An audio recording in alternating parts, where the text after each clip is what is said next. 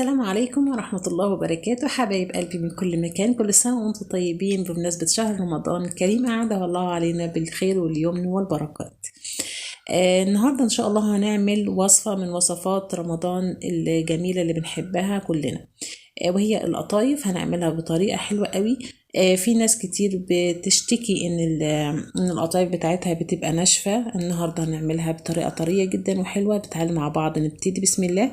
معانا 3 كوبايات دقيق و3 معالق سميد، وكمان هنحط عليهم نص معلقة بيكنج باودر، وهنحط كمان عندنا معلقتين سكر، وكمان هنحط رشة ملح. كل المكونات الجميلة دي هنقلبها مع بعض، وهننزل عليها ب3 كوبايات مية دافية، بس هنحطهم بالتدريج. هنحط في الأول 2 كوبايتين مية، والتالتة هننزلها بشوية بشوية، لأن الدقيق انتوا كلكم عارفين ان الدقيق مش زي بعضه في احتياجه للمية. في دقيق معاكي بيحتاج لكوبايتين، ممكن لكوبايتين ونص، في دقيق كمان يحتاج ل3 كوبايات من المية. فعشان كده التالتة دي هننزلها بالتدريج لحد ما يوصل معانا للقوام اللي احنا عايزينه. هنقلب ونحطها، هنحط الباقي معانا. هي هنا الدقيق بتاعي اخد 3 كوبايات بالظبط.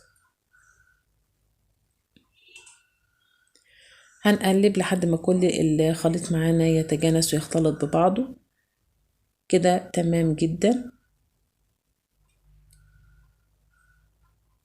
هنضيف بقى معانا نص معلقة خميرة، كنت حطاها في ربع كوباية من المية الدافية، وحطيت عليها معلقة سكر وقلبتها وسبتها كده 10 دقايق قبل ما اخلص، قبل ما اعجن معاكم العجينة، وبعد كده ضفتها عليها. هنا هنسيب العجينة ترتاح حوالي 10 دقايق، ونبتدي نشتغل بيها على بركة الله. هنحط الطاسة بتاعتنا ونستنى عليها لحد ما تسخن، بس في الأول نقلب العجينة بتاعتنا شوية قبل ما نصبها، عشان نطلع الهواء منها، عشان متبقاش عاملة فقاقيع وتنشف مننا.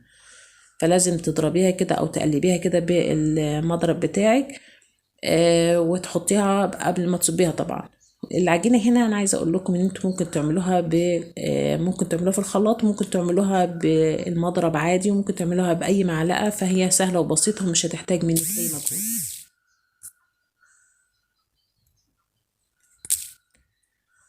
زي ما شايفين هي كده بدأت إن هي تعمل فقاقيعتها، وبدأت كمان تتحول من اللون الأبيض، تبتدي على ناحية السوا شوية. فهي كده خلاص إن هي استوت.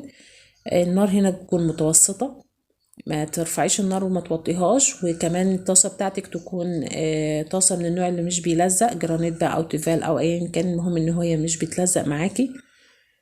هتبقى معاكي ان شاء الله طريه وجميله زي ما شايفينها. بسم الله ما شاء الله. وحتى كمان مديه لون حلو جدا. هعمل معاكم واحده كمان عشان تاخدوا بالكم من الطريقه. قبل ما هصب او كل واحده لازم اضرب العجينه بتاعتنا كده واقلبها قبل ما اصبها في الطاسه زي ما اتفقنا، عشان تطلع الهواء منها، وعشان تبقى كويسه معاكي وطريه وما تنشفش منك.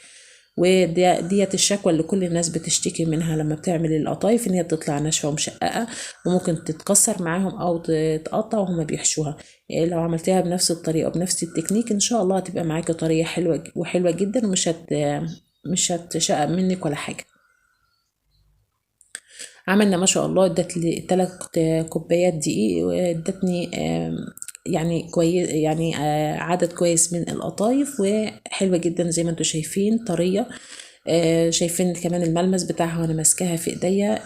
بسم الله ما شاء الله حلوه قوي، ومش ناشفه ومش متشققه. شايفين حتى عماله اقلب فيها كده ويمين وشمال اهي زي ما انتم شايفين كده. باذن الله هتبقى معاكم كمان احسن واحسن، لان انتوا شاطرين. ربنا يحسن ما بين ايدينا جميعا. نبتدي نحشيها. ممكن تحشيها بالقشطة الكدابة، ان تجيبي نص لتر من اللبن، وتحطي عليه معلقتين منها كبار من النشا والسكر على حسب التحلية، وتقلبيهم كويس جدا على نار هادية لحد ما يوصلوا للقوام اللي انت عايزاه، وتحطي له النكهة اللي انت عايزاها، ممكن فانيليا او ماء زهر او ماء ورد زي ما انت عايز. هنبتدي نقفل الحشوة. ممكن كمان تحشيها بالعجوة او بالمكسرات براحتك خالص، الحشوة دي ترجع لك انتي. هنقفلها كويس. شايفين ما شاء الله بتلزق معايا على طول، مش بتفك، لان العجينه اوريدي طريه وحلوه. هنحشي مع بعض كمان واحده زي ما انتم شايفين اهو. مجرد بس ما بتضغطي عليها وخلاص هي بتلزق على كده ان شاء الله، مش هتفك منك.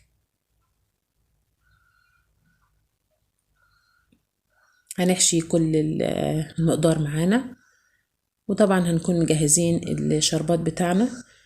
بس في الاول هنحطها في زيت غزير، وقبل ما تعمليه قبل ما تحطها في الزيت تدوسي عليها كده زي ما احنا شايفين ده عشان ما تفكش، وتضمني ان هي مش هتفك منك.